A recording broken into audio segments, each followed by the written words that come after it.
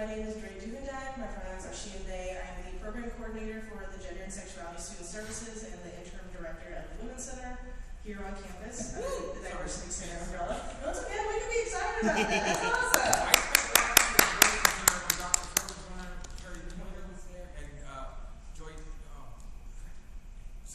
That's okay. The office is great. We love the office. So thank you so much for your enthusiasm. I'm excited. And thank you also to Halberd Hooks. And then also thank you to CIAC for the collaboration to put this together. We are very excited to have this for the Rainbow Joy celebration, inspired by the book. Yes. So this is all kind of towards the end of and kind of bring us all together for our Queertober celebration that we do every single year.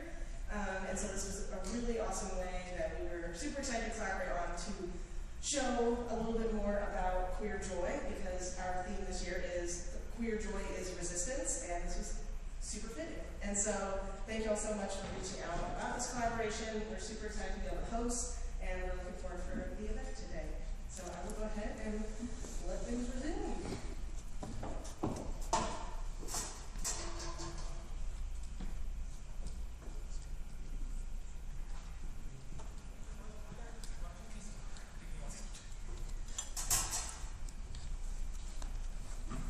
Hi there. Hi there. Hi. My name is Briggs. You can call me Dave, or you can call me Hal. You can call me he or she or they, anything as long as you're nice about it. And yes, you do get a points multiplier if you use multiple different ones in the same sentence. I am the founder of Halberd Books, which is really my self-publishing endeavor. I am one of the authors and the editor of the book of Rainbow Joy. It's something I wanted to do. I wanted to put together a book about finding joy in the queer experience. And part of the reason for this, I had a friend of mine who I pitched this to, who claimed I had a strange obsession with joy, which is an interesting thing to say. Every morning I wake up, and at some point during the day, I'll think about dying. And I'm not going to do that. And the way we do that, the way we live, is by finding these moments of joy and that sort of thing. And one morning I woke up at 5 in the morning and I couldn't get back to sleep, so I emailed every single queer artist I knew, or I messaged them begging for their email address, and if they gave me their email address, I sent them this pitch that I want to put together the book of Rainbow Joy. Send me anything you make. It can already have been published. It can be new. It can interpret it in any way. I want to know how you find joy, how you make art about finding joy, experiencing joy, and enjoying life queer, essentially, because we have to have that. And I'm so very thrilled to be here.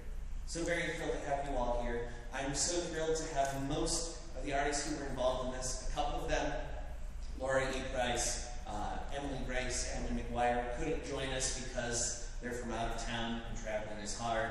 Lynne was going to join us, but her water just broke. So she is headed to the hospital to hopefully have her baby. So we will not begrudge her for not being here. We are going to read through the entire book of Rainbow Joy, and then afterwards, if you would like to get a copy, I don't have any here, but I can tell you where to get some. And for the parts where the people who aren't here, I'm going to be reading their parts. I'm going to start from the beginning. Halberd Books and Pooshie Mart present the book of Rainbow Joy. Woo! This is to everyone who wakes up and chooses to continue. Keep making that choice. Content warning and a statement of intent. A letter from the editor to you. This is a book about joy. This is a book about joy in all of its forms. Often those forms are entwined with anger, with grief, with loss, with helplessness. We cannot control where we find this joy, but we do find it. Please be advised that there will be discussions of physical and sexual abuse, suicide, self-harm, homophobia, transphobia, and death.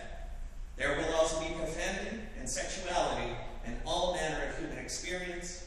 There is no list I can print comprehensive enough to cover every situation that might trigger disgust, discomfort, or distress. Just know that in this book, as in every part of our lives, the pain and fear come mixed with moments of bright, brilliant, unbending joy. Joy that you and I and we deserve. And that, my friend, is why I asked to make this book. I'm going to start with two poems of mine. It's called Our Moral Responsibility, and it's originally from Halberd, Volume 3. It is at times like these, times when they most crave our silence, our submission, our suicide. It is at times like these when we must most sound our song, our speech, our survival. It is at times like these when we must most find our delight, our love, our joy. It is at times like these when making art and having fun and being loud and dancing and kissing and holding on to each other as tight as we can become as vital as our anger has always been.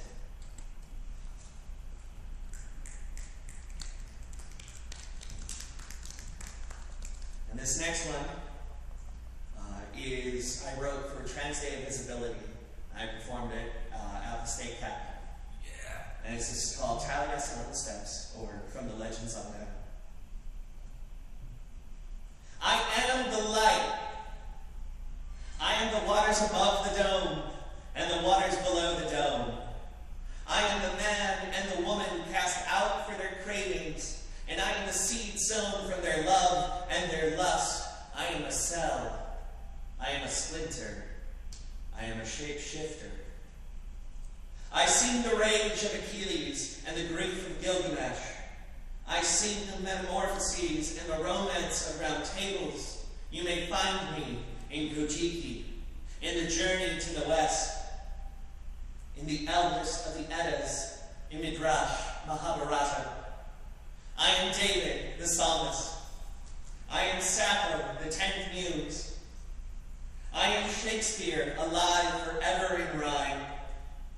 I, Walt Whitman, contradiction barbaric. I, Langston Hughes, bathed in ancient rivers. I, Mary Oliver, in the family of things. I am Taliesin, the poet immortal, and I am every single face in this crowd. Yes, I am you, and yes, you are me.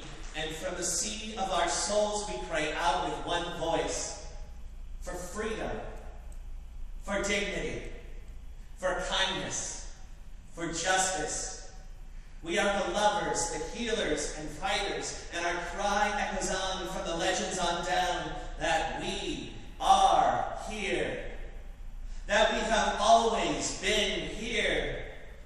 And when the last scrap of hatred has been blown away, we remain. We persist. And we live. And we love. And we sing. And we sing. And we sing forth forever. Thank you. And let me please call up our next author, a very good friend of mine, because everyone in this book is a very good friend of mine. Please welcome S.D. Isenberg.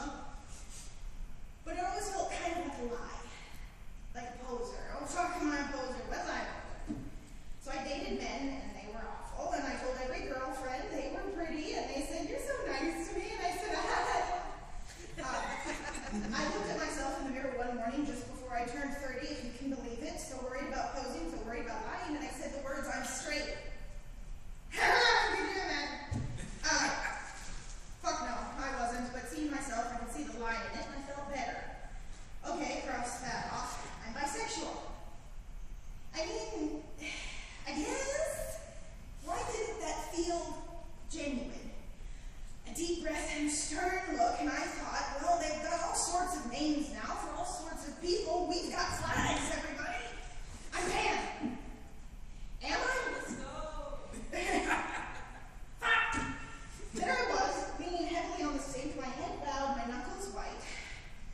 Look, I'm wearing black and white buffalo plaid, okay? I'm wearing a bandana around my neck, okay? I did my eyeliner real nice, okay? I'm not straight, I'm not gay. Why is this so hard? Half out of frustration and half out of talk more frustration, I raise my head and I look at me. I'm queer. Oh, fuck, that's it. I don't feel like I'm lying.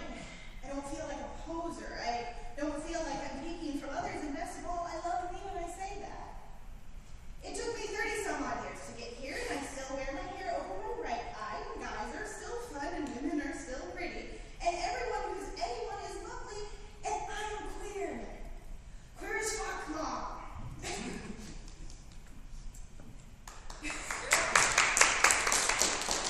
Here's time for some more dreaded audience participation. If you hear yourself described, just, make some noise. Not a lot of noise. I'm very easily startled. Don't make a lot of noise. Why does every character have to be gay? I like this new show, but why does every character have to be gay? That's not really true to life. It's just pandering. My brother in Christ, I haven't seen a straight person in 10 days. Well, that's you. That's not my experience. It's not about you, Brenda. A house isn't a home without a cat, so the saying goes, well, friend group isn't complete without one dyke that knows carpentry, one craft queen by mom, a gaggle of by she days who date the by he days, who introduced us to a holly cat gal who's way too good at makeup, and that's why she can always get a damn date. To say nothing of the fun fag who's dating the trans man, whose name is either Garrett, Brendan, Basil, or Aiden. Yes, I know on a beach. All of them have a trans woman friend who does their taxes, while the lone queer woman who came out at 30 brings around the only straight man any of us have seen besides our own fathers in a calendar month, to say nothing of the one bisexual buddy Randy. Why does every character have to be gay? Well, shit, Fox, NBC, ABC, CBS, TNT, that's the least you could do. And if we piss you off, Home Improvement Month wasn't that funny anyhow.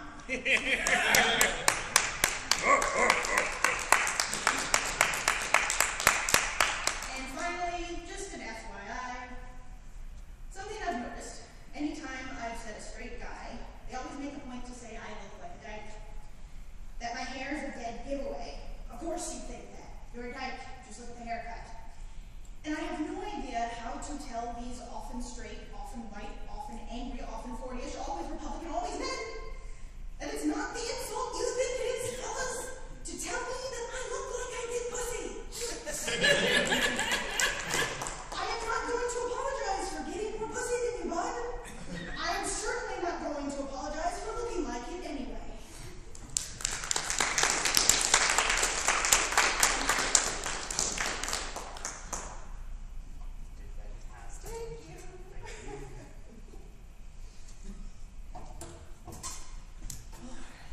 Next up, I would be welcoming Lynne. Let us keep her in our thoughts. I hope that everything goes absolutely wonderful.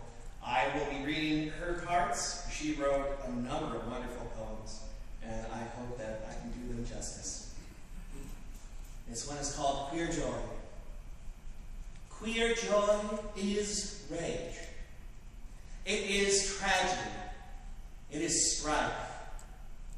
But it is also all-encompassing euphoria. It is sensual. It is bravery. It is running without a battery or gas and powered by the motivation of a promise given to us by divinity. Love, the right to be. Queer joy is not hiding who I am. Queer is being 13 and having a sleepover with my friend, sneaking kisses under the covers, pretending that you're in her bed because you're scared of the dark. I'm not sure if my first kiss counts as a first kiss because don't all girls experiment?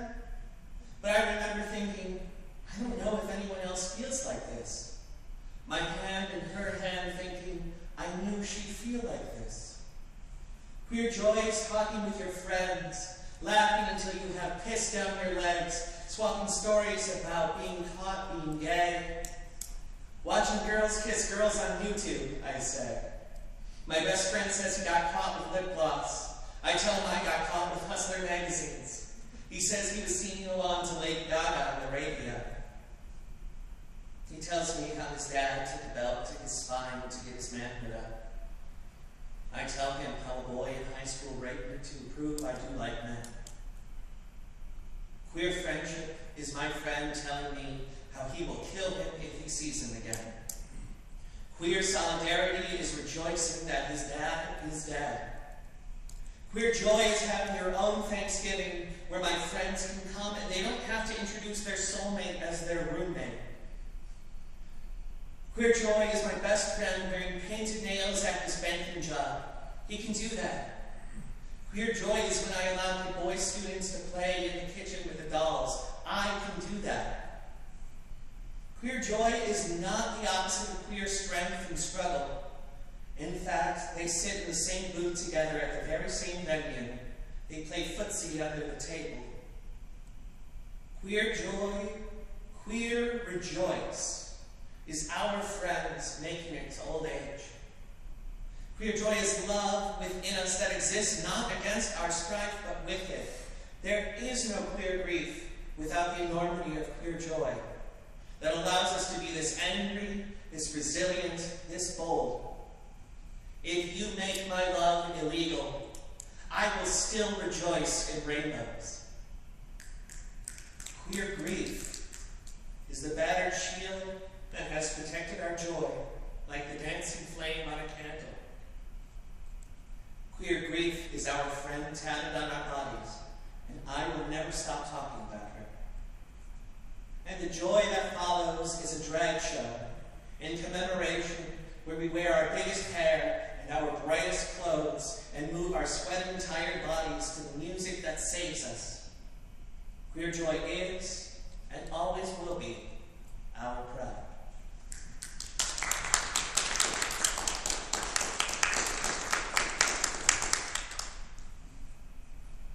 This one she wrote is called For Her. For my Aphrodite, who I need like I need water, and I'm just as thirsty.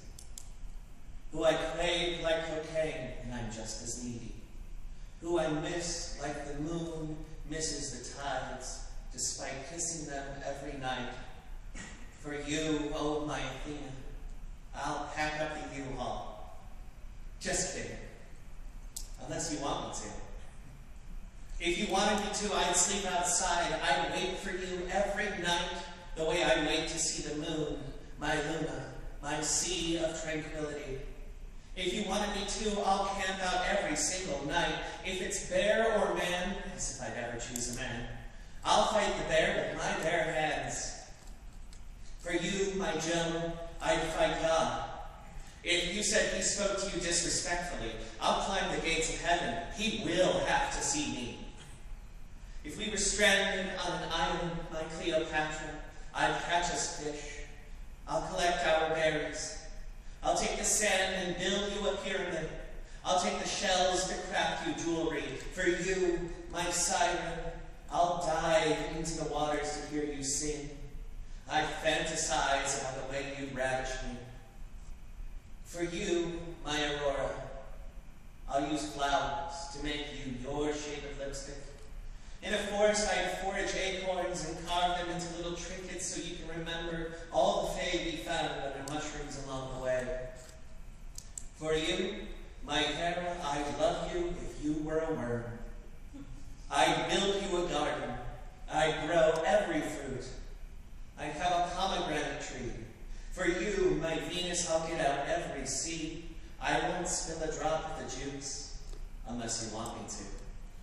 Unless you want to make a mess, I'll clean it up for you. I'll love you like I say I do.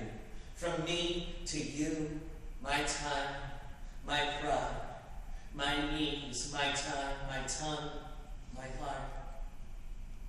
I give you my life. You're the name in my last breath. When I'm gone, you'll still hear my steps. And if I'm ever the problem, I'll fix it. If there's ever a rip in our seam, I'll stitch it. For us, my Morticia. I see a castle with 2 towers, a cake with 2 brides. You are the milk and honey oasis.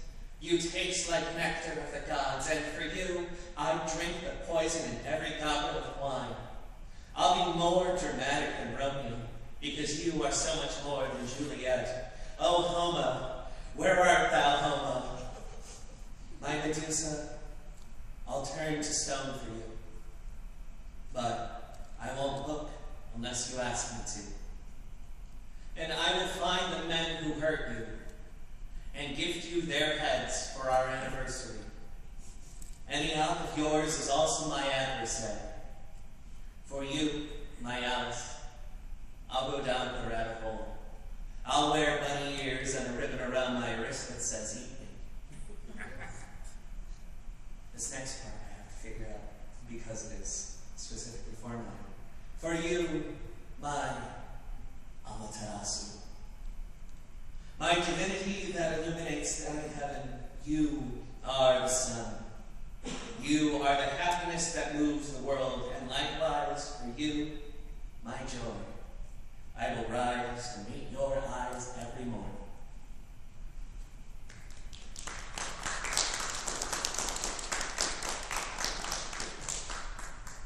This next one Sydney wrote is called Abigail.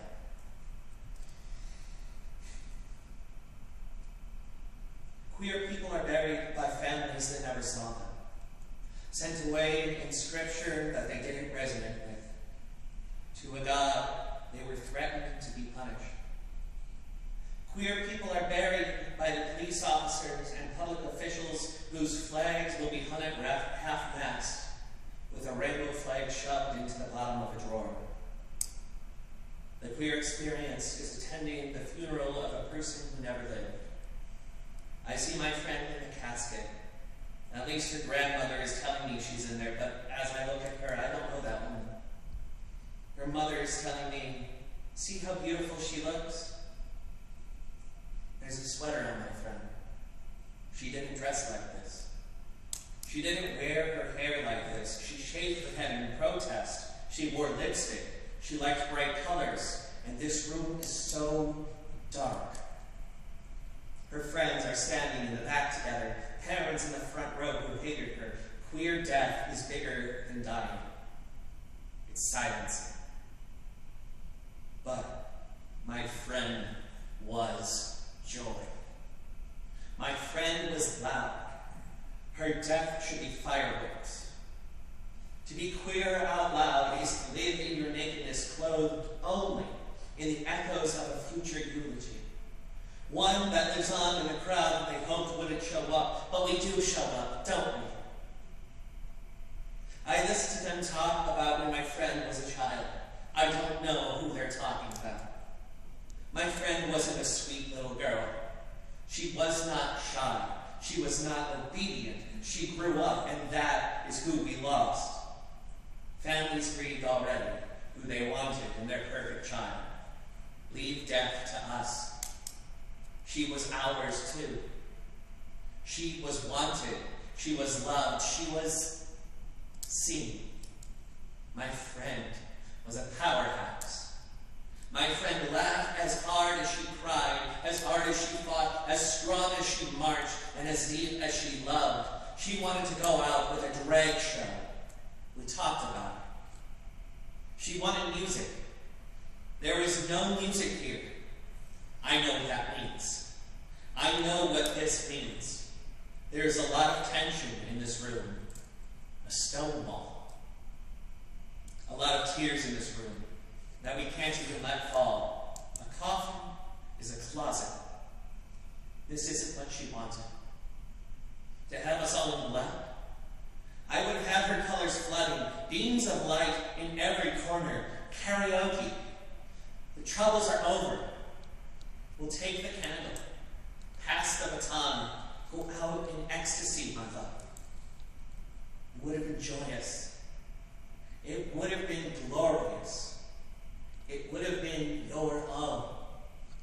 It would have been you, Abigail. Baby, we all have been there. Cops at your funeral, that was a message loud and clear. But I'm here. To be queer in death is to do this all again and again, and I'll keep showing up anyway. They said you wouldn't want us angry. I don't think that's true. I think you'd want us angry. I think you know exactly what to do. I think you'd want your memory to be the way we still carry you. In riots or in parties, you're remembered as you were. The queer experience is the joy you still bring to us all. If they didn't say it, I will say it. I'll never let them dim your light. I'll still fight the good fight. You will not be erased. You will not go away. The queer experience is not having a funeral for your friend, but instead mourning and carrying them in your hearts. A community grief with no place to go. So we meet at the local gay bar. We ask each other how we've been. We say it's not the same since you left. We take a shot. We dance. For a moment, it's like you're here again. Together, this grief transforms into love, transforms into joy, resilience, and strength. I don't know why they put a cross on your grave, but for the rest of my life, it's my friend Abigail used to say.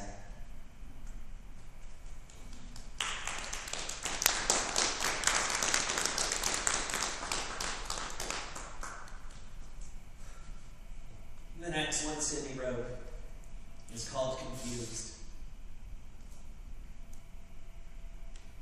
When I was young, they said bisexuals were just confused. Well, that tracked, because that is the most confused I've ever been. To be young and experiment. Why do I taste myself when I taste her? Is it supposed to be this familiar? Why does she feel like home? Why does he do too? Why can I love her with my soul, and he also feels like something I could do? But what a beautiful life my heart has led me to. I have the sun and the moon. I have the beach and the mountains too. I have my cake that I can eat. I have double the love and double the lust. I get to open my heart to whoever comes next. He's in my bed. She's in my head. I write her name in glitter pen. I write his name in the sand. I want to lay within his arms. I want to kiss her hand. I want to braid her hair and devote my life. I want him to build me a home. I'd be a good wife. I'd give us a good life. I'll carry her through the desert if I had to. I'd carry all his babies if he asked me to. I like a bad boy to be good for me. I like a good girl to be bad for me. I like a little skirt. I like a box Chevy.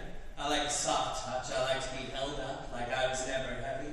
I like a princess, my princess. I like to be a princess, his princess. I like to have a little fun. I like to be a little fun. I like to know he's out there, but she is too. I like a little yearning in my life.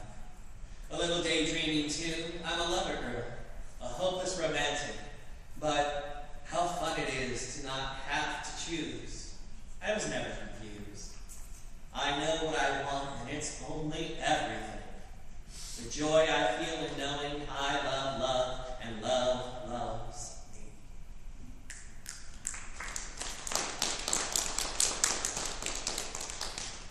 And then the last poem, written by Sydney Lynne, and again, our thoughts are with her right now. We're hoping she's doing wonderful.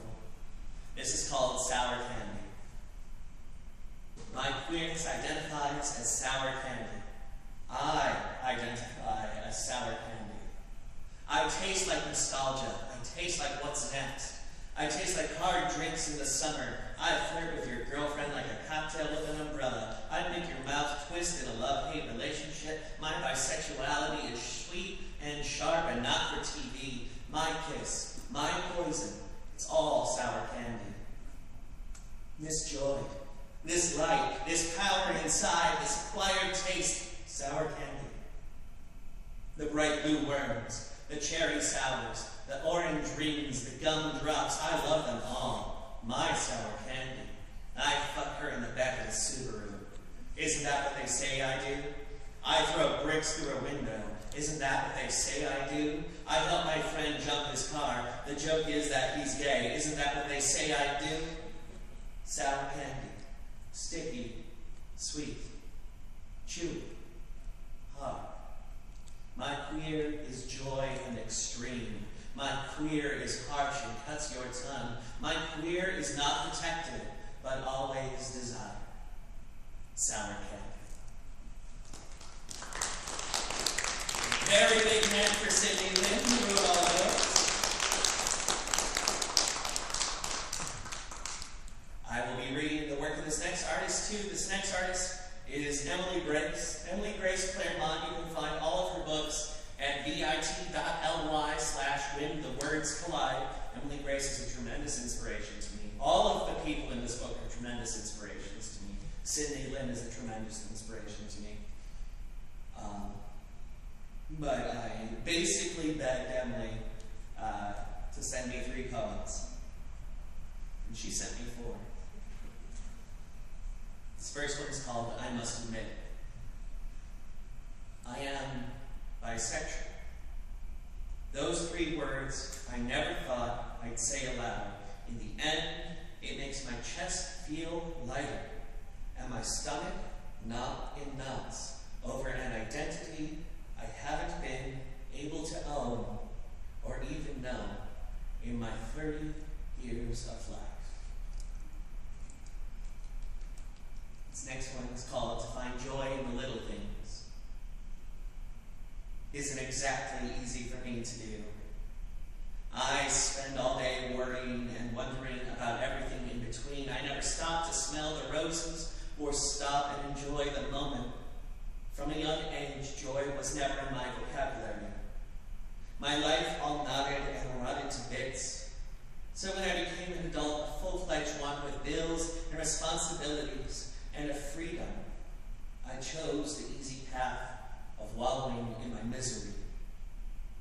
That by now, it takes more effort to find joy in the things than it does to feel the sorrow and the pain and the hurt that comes with being a full-fledged adult with bills and responsibilities and a freedom so sweet I should have savored my young years when I could get drunk on a Tuesday and be at work bright and early the next morning without any repercussions or regrets.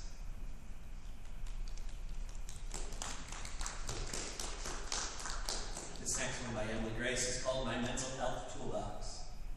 For when life gets too hard, warm puddles for my kitties, a cold Dr. Pepper from the can, a loud song played on repeat until it stuck in my head, rainy days spent under the blankets, hot pizza from my favorite place, a phone call with my mother, telling my friends that I love them, going to bed early and waking up late, video games and my favorite shows, reminding myself everything changes, reminding myself I'm worth it, reminding myself that life is worth it, even when it feels like it's the end.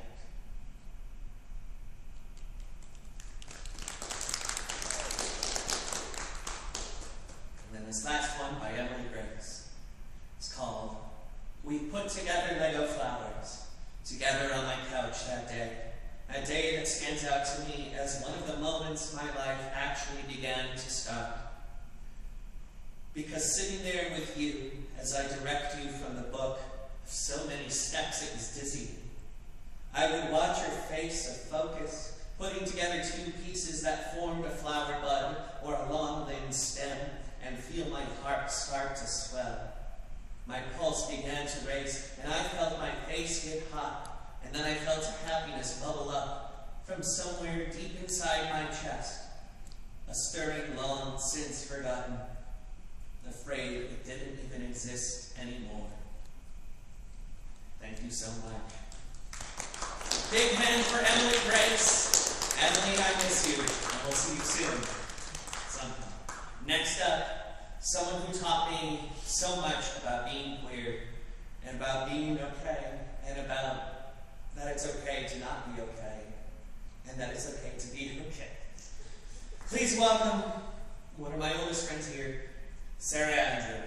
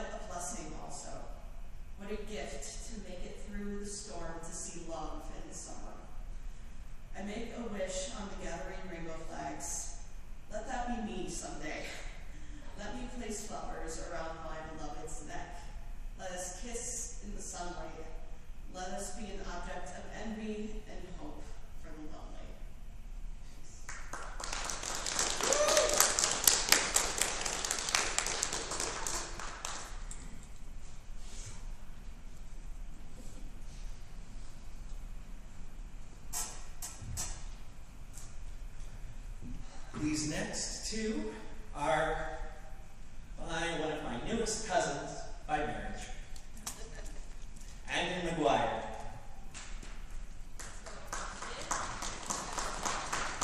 Andon.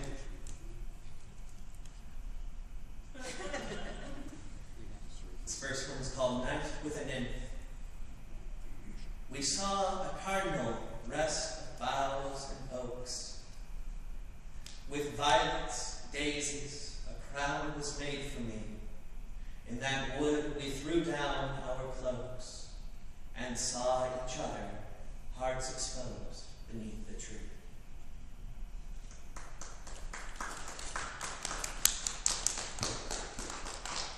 And the last one Andon wrote is called Your Room.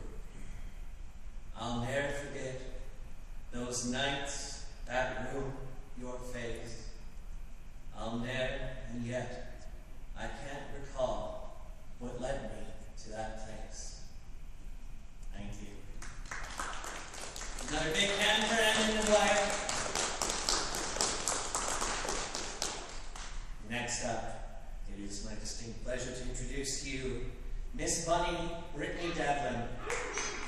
Yep, you're up.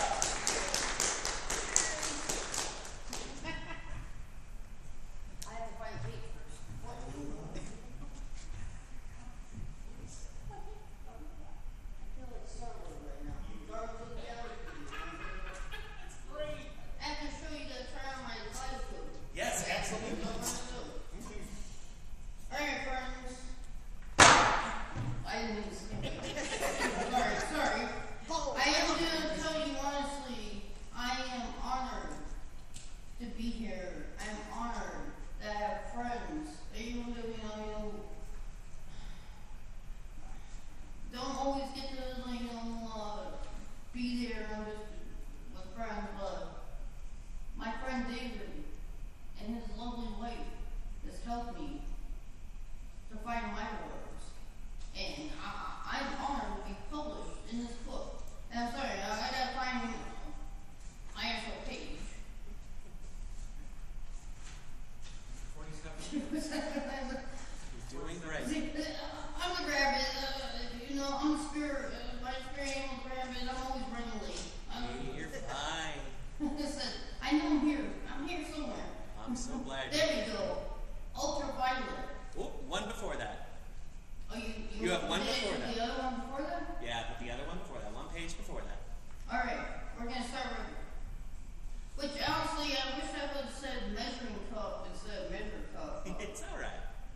Man, peanut butter and jelly, without the sun, the moon, would be nothing. Salt and pepper, sushi and wasabi, like a bee needs a flower to make sweet honey. Do you, in a measuring cup, my better half, to my darling, the best things in life happens organically.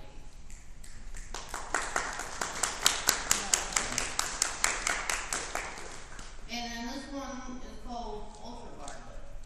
I can feel you dreaming through the astral field. Channel 32.5, Houston, we have a problem connecting the home base. Haley's Comet, traveling throughout the constellations. You're 97% stardust. Can I interview you for my podcast? Mic check. My muse, mic drop. Kids playing in the background. I'm in the background. What bubble are you gonna pop? Floating by. Am I a ghost or am I present? What's your definition? Eye of the beholder. A small shrimp in the sea as the most perceptive of colors unseen. Look in between the eyelids. Imagination. Ultraviolet. Just look at left or right, depending on your compass. Translation. Just a sea bug that we doused in butter, melted, dipped, and battered, fried, swimming, one hand for another. Did I win the gold medal?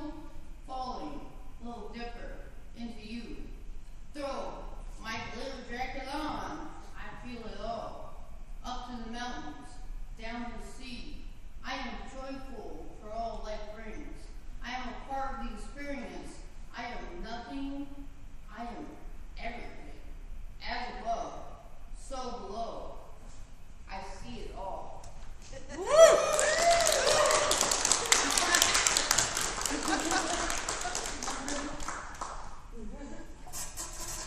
Thank you so much.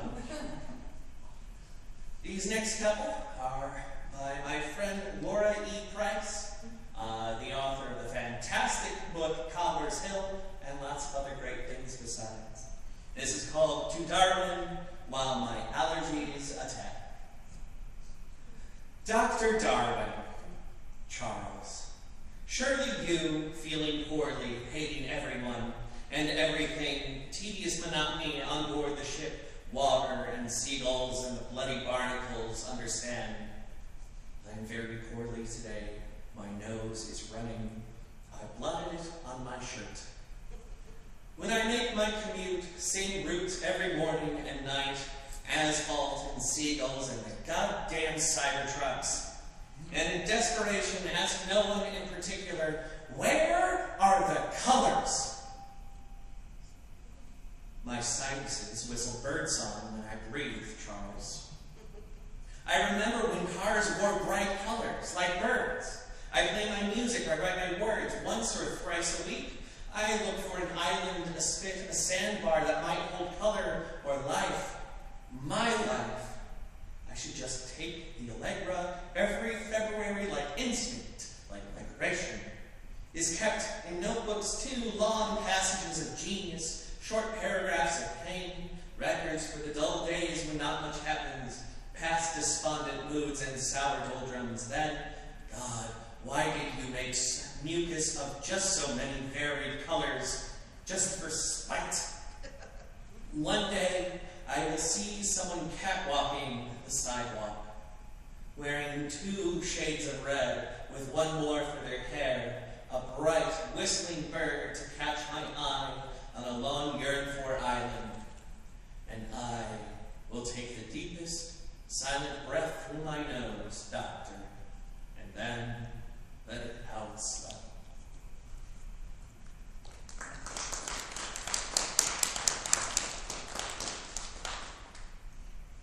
And the last one by Laura E. Price is called 4-0. Olive.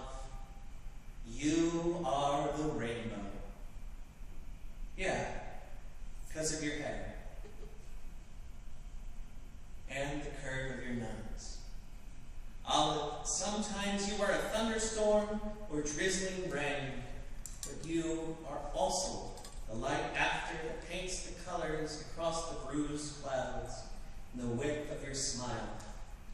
Olive, sweet, silly, kumquat boy, magenta, two-tone, weight, three-tone hair, 6 piercings and plans for more, curls and big brown eyes that can't be ours, but we're going to claim them anyway.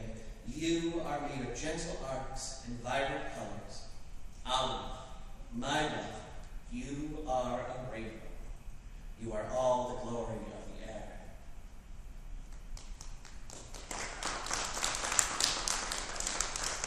I had actually accidentally skipped the first one by Laura E. Price, so we're going to go back and do that. This is called Joy. Caught the first time by your big blue eyes, barefooted in my nightgown, Dad snoring in the corner. Hello, boy. I am having an emotion. Frankly, my kid is the best kid. You plebeians have no clue. This isn't some run-of-the-mill child we're raising. This kid is a work of fucking art, okay? No, I am not biased. That's an objective goddamn fact. I love you for your collected words, and your ability to bury yourself in your stuffed animals, and your disdain for the teacher who yells. Stride into the living room looking French as fuck, like your name is Amelie, or Jean-Marie, or something, a ragged skirt, combat boots, and a beret made by your mom. And I'm not mourning shit, okay? I am down for whatever you need, kid. Let's figure out shaving your legs and painting your nails. I sort of sucked at being a girl, but I'll give it a shot. Je t'adore for your quips and your obsessive love-hate relationship with House of Leaves. And your live texting of the horrors of your English class. None of that has changed. You have changed. Yeah. Except you haven't. Perfect, weird, a little charming. Hello, kid. I am having all the emotions. Big hand for Laura E. Price. Go read Converse Hill. You can order it online, or you can find it on Hoopla for free. Highly recommend it. Very good. And his next one I saw first in stages as it progressed, and I was realizing as I was hearing parts of it and reading it that it would need to be the finale for this book. I cannot thank this author enough for helping me put this part together. This whole event could not have happened without their help. Please welcome to the stage, Salem, Addison, King.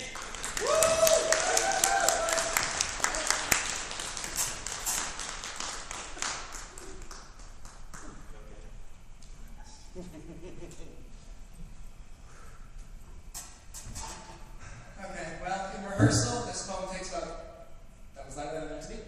But yeah, in rehearsal, this poem takes about 20 minutes.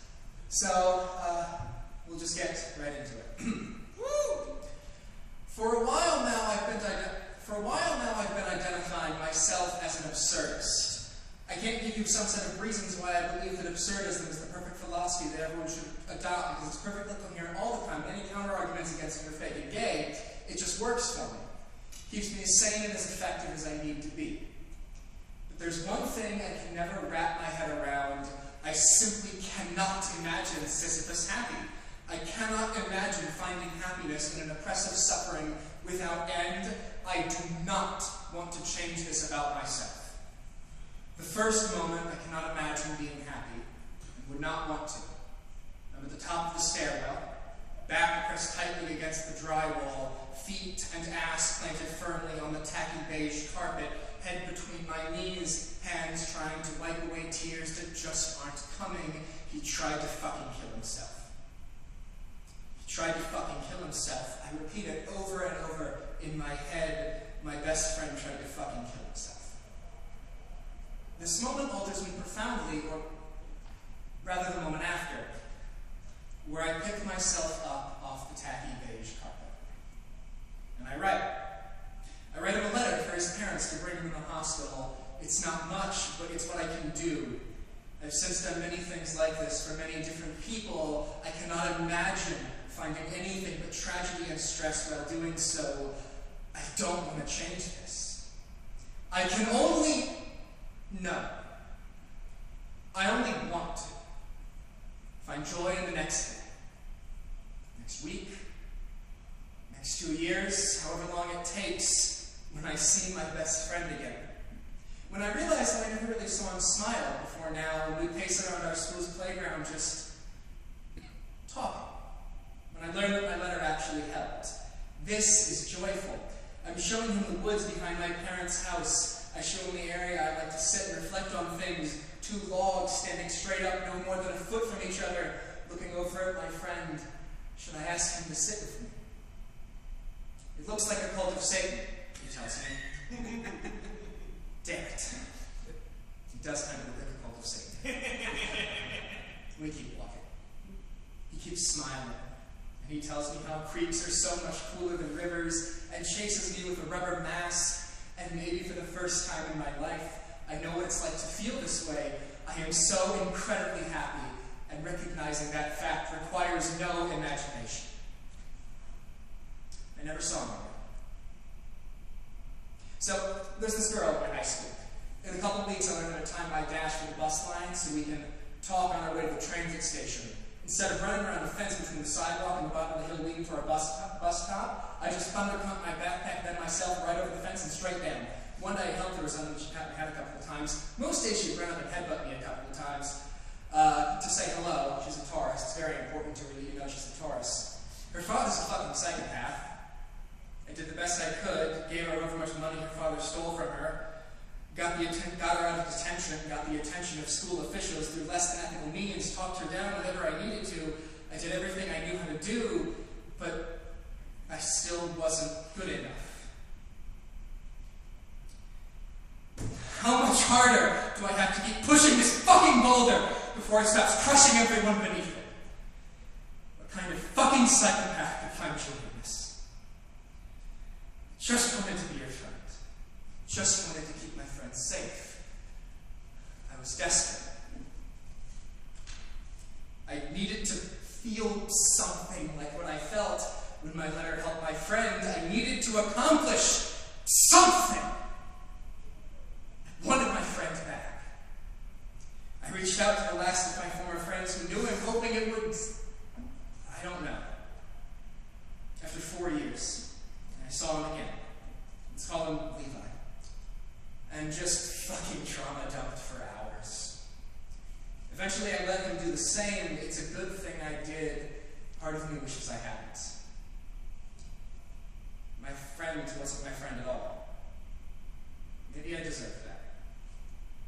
What have I let him do to me? What did I do to myself lying close to him?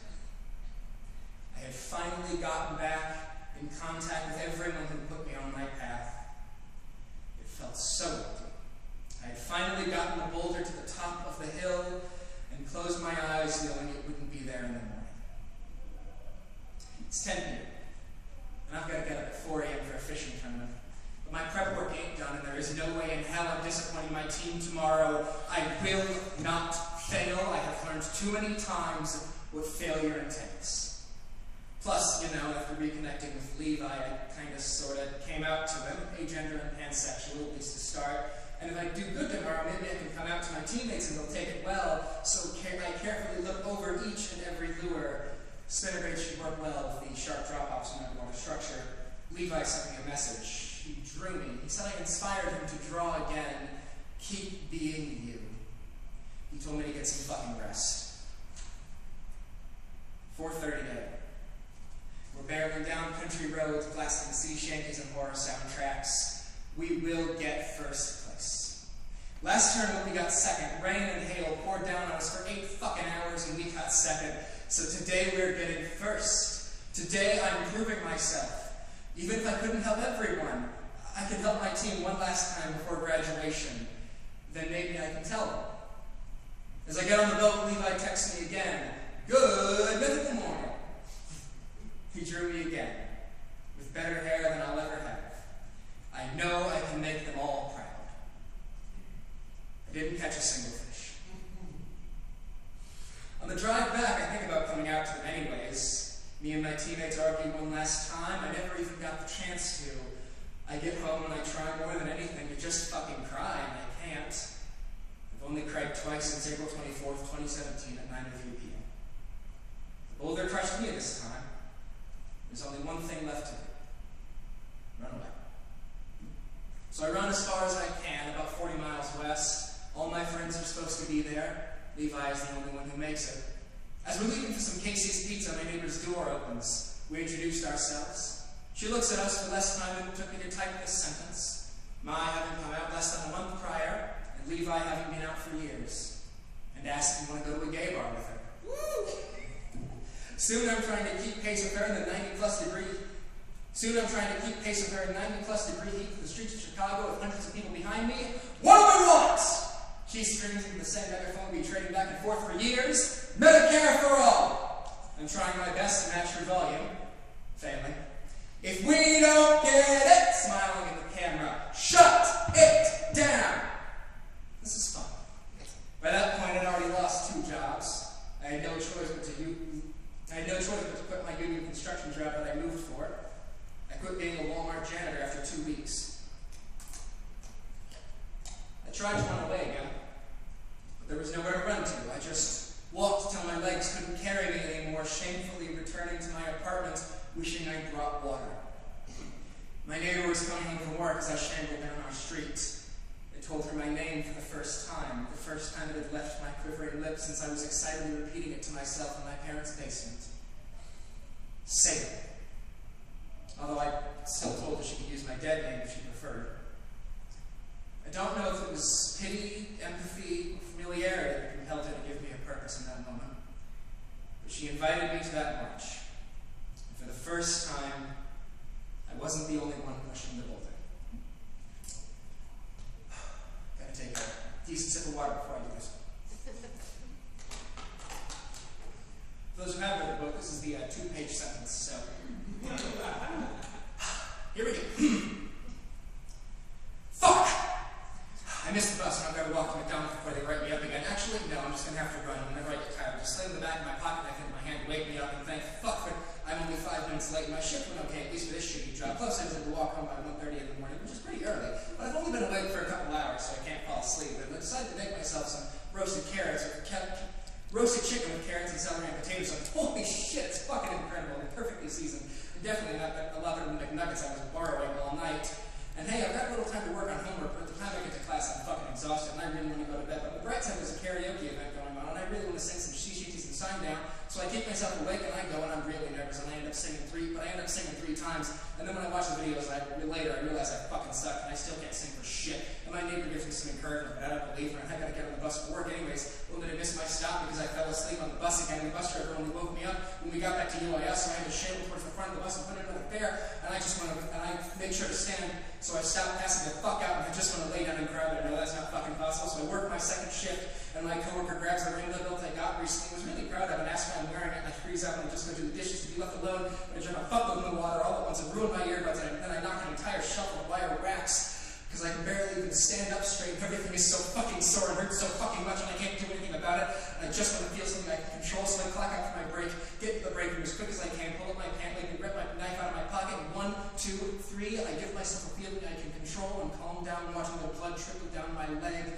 and eventually I get home after another couple hours of dishes on a 45-minute walk through the dark human streets of this town that was supposed to be my new beginning, and there's only one thing I want to think about, and it's that delicious chicken I made last morning, so when my half-conscious body reaches that verge, I open it faster than I've done anything in the last 12 hours, rip off the plastic wrap, and it smells strange, and it's oddly warm to the touch. Fuck!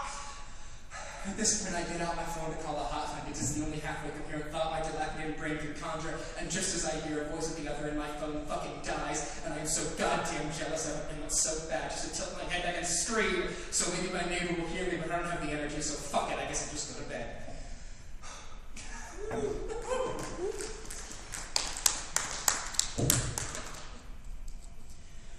I'm sitting on the porch of the house I built in senior year. My car just broke down again 3 weeks after I got it back. Levi's sitting next to me. He hands me a gift. It's a painting he made of me as a character from an anime we were obsessed with in middle school. As I tell him about everything me and my neighbor are planning, he seems to have confidence in me. After years of being a fuck-up, after I stopped talking to him because I believed the lies my old friend told me, he seemed to really think I could keep people safe, that I could make the world a better place.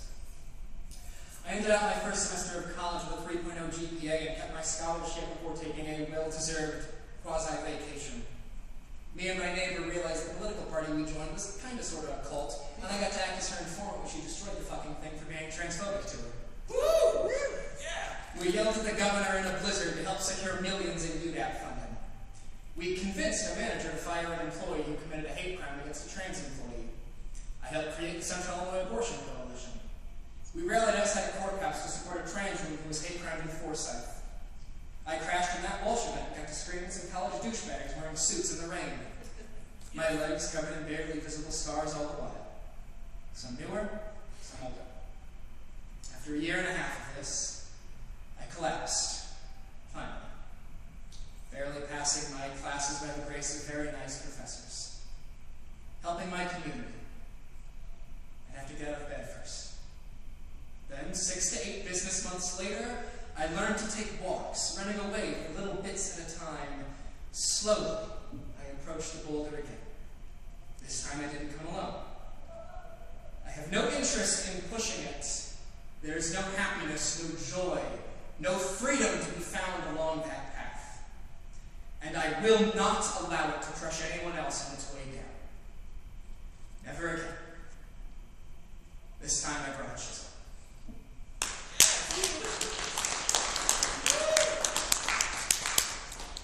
Now I have a boyfriend who's really cute and also I love him very much.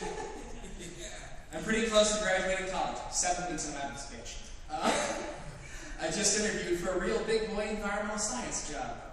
I'm in leadership positions with multiple orgs I help build from the ground up. I'm helping who knows how many people with who knows how many problems. Hell, I've even gotten pretty good at helping my friends with their abusive parents. Now I'm finally the leader I told all my friends I'd become. Now I stand a chance in protecting them all. I'm so goddamn tired. I see my reflection in the bright white screen of my laptop more often than I see the people I'm working to protect. I've been tired before. I'll be tired again. Twice in the last 2.5 years. Neither of us have the time for more. We're sitting on a graffitied wooden platform. Workers of the world unite. Free Palestine. Trans rights with every letter in its own neat little colored in outline. Okay, maybe we're the ones who graffitied it. Levi is breaking a bunch of little sticks and putting them in a pile. He tells me to be quiet for a second, throws them all off the platform onto the leaves below. Dozens of leaves and sticks wrestling together, all at once. Immaculate. There's a goose. He nods in support of trans rights and admits to being an agent of Sherman Mao. We're drinking cream soda at Dr. Pepper's, not the blackberry ones. Driving home, blasting my Breaking Benjamin CD. So I'll wait for you as I keep your faith alive, as I fight for one last breath. I have done nothing productive in the last 9 hours. 8 years of trying, failing, hurting, improving, while the boulder only rolls faster and faster, scraping the flesh off my hands, coating every inch of me in blood, one way or another. Just to spend a single day with a friend. Hear some sticks hit the ground, interrogate a goose.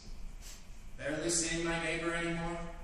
Hour-long chats at her windowsill, relegated to vague, nostalgia-inflicted memories, spending every day working from 9 a.m. to midnight. Impotently chiseling away at a boulder none of us could ever push. Was it all really worth it? I couldn't possibly think of a less important question.